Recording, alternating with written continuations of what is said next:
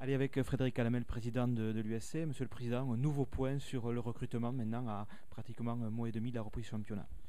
Oui, un nouveau point. Donc, concrètement, au niveau des avants, bon, le recrutement est peut-être pas tout à fait terminé car bon, Paul Guffron nous quitte pour aller jouer à Blagnac. Donc, se pose la question d'une seconde ligne, un profil plutôt droitier costaud de plus à recruter, étant donné que notre ami Guy Janard quand même rentre dans l'âge. Donc, il ne va pas aller en rajeunissant, même si on compte sur lui, mais on voudrait un peu l'épargner. Donc cette possibilité-là qu'on étudie actuellement avec Christian Lavitte.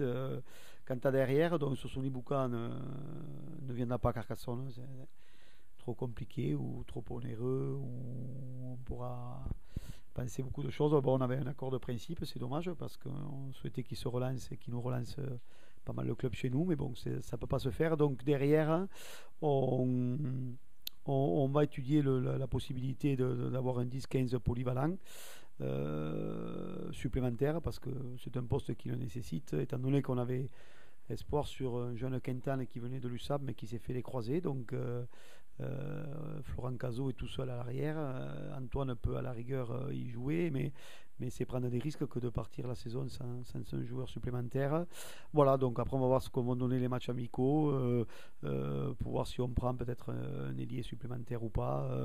Mais c'est bon, ça peut être à l'étude, mais après aussi non, mais confiance à tout le groupe et les jeunes qui ont intégré le centre de formation et des jeunes comme Mathieu Payeres qui intègrent le groupe pro. Alors justement devant, pas d'espoir de recruter éventuellement un pilier droit supplémentaire ou un talonneur suite à la blessure de Mathieu Cidre.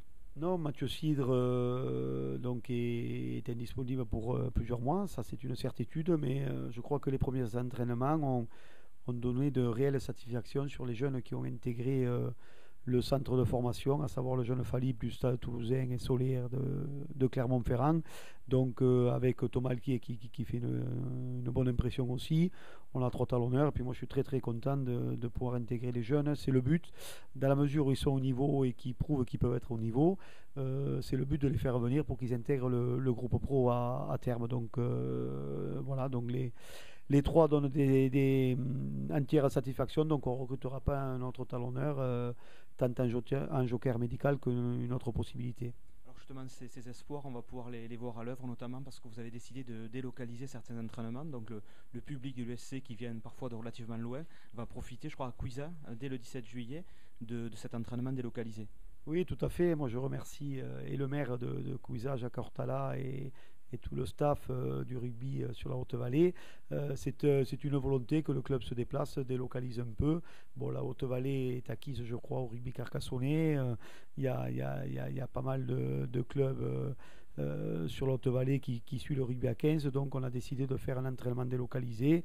Et oui, les jeunes et les moins jeunes, puisqu'il y aura tous les pros, plus les 10 jeunes du centre de formation, seront à l'entraînement tout à fait le 17 juillet au soir à partir de 18h30 et 19h à Cuisa.